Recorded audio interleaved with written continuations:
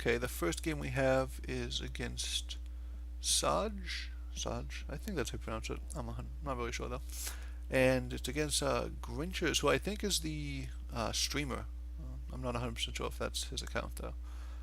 So we just going to mulligan our late game cards like the 6/6 with 6, and just try to lay down an obelisk to try to control the board. I'm not exactly sure where the best placement for these, whether it's here, any of these squares, but I think this one gives us the most options and we can kind of move through it. The only reason I don't like to put it here sometimes is it feels like it kind of blocks a lot of my movement, but in this case we have a situation where we're getting it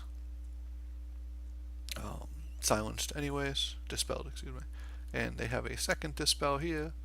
So right now my concern is that one thing I could have done was try to summon a rush minion and hope to get it here or here, and that would be a 2 in 7, because there were 7 options total. Summoning it here wouldn't work because I can't move around this. So I summon it here basically to try to kill the Pyromancer, because leaving a blast minion on board is really a problem, which is why I was thinking of adding a Rush's Curse.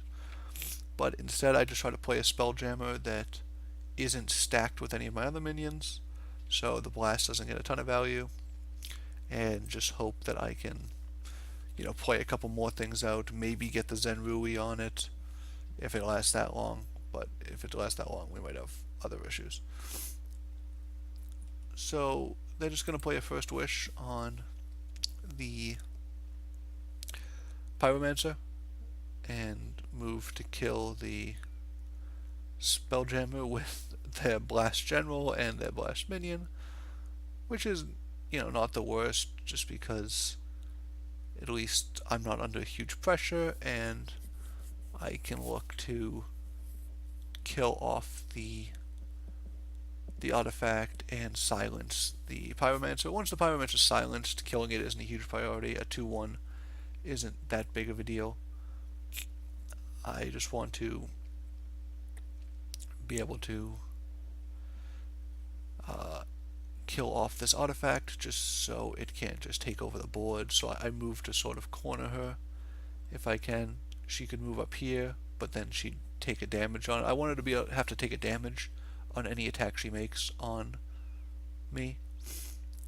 So even if she's going to get the 2 right here, she still had to take the durability off her artifact. So she's going to play another Pyromancer. I'm just going to move forward, play an obelisk. Having more than one Third Wish isn't optimal, so we're going to look to keep replacing those. And I take a risk here by using Whisper of the Sands. There's about a 50% chance I get a decent spawn, and I really just want to kill this Pyromancer because I didn't have another good way of doing it, and I attack off the last durability. So unfortunately in Saj, she can kill these very quickly using her Bloodborne spell, which is Psychonic Strike, which doubles the damage she deals to minions this turn. Now here, he lays down a Maria Healer, and I'm going to use the technique of using the Falcius to block the effect from the Amaria Healer, which works out pretty well here, because we are going to attack it with a Twin Dervish, and then attack it with our General, and we don't take any damage from the effect. She does heal up,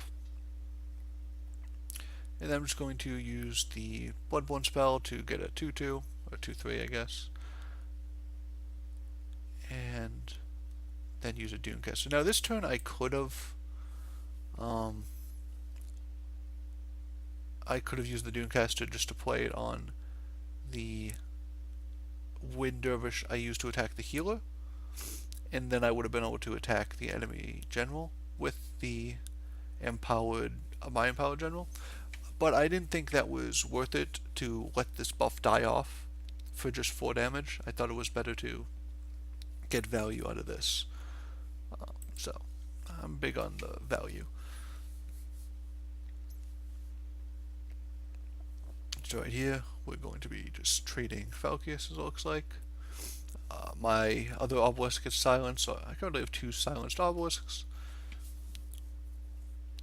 which isn't my favorite.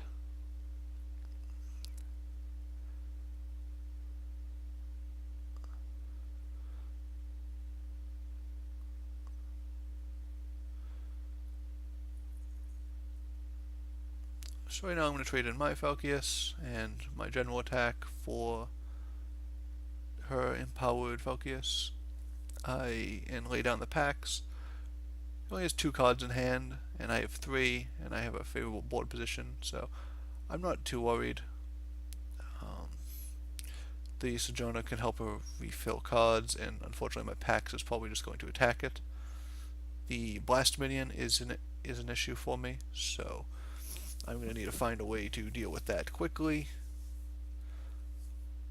And I've given her 2 cards, which is really not what we're looking to do.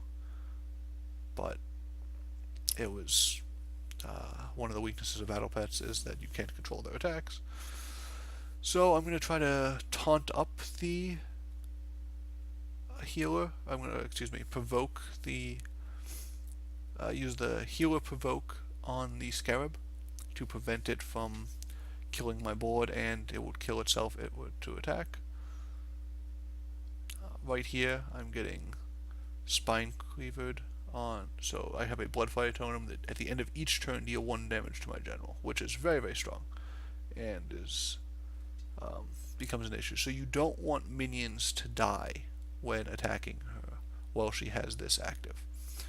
So we actually get to use this to seal the Sojourner, so it did come in handy this game. And the second wish allows us to attack and not take damage and get a durability off, and then use our general for the third one. So we have the enemy in a pretty good position, but we are only at 14 health, and we do take damage from this every turn, mine and hers. So this will tick us down fast, but we have her kind of boxed in, which is what we're looking to do.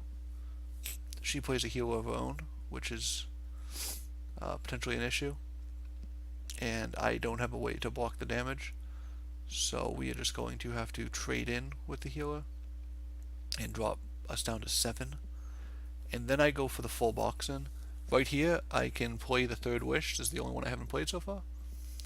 And I'll be able to drop these for 0 mana as well as the healer. So I'm getting to play about 21 mana worth of spells on my 9 mana turn, which is pretty good for ending the game pretty quickly.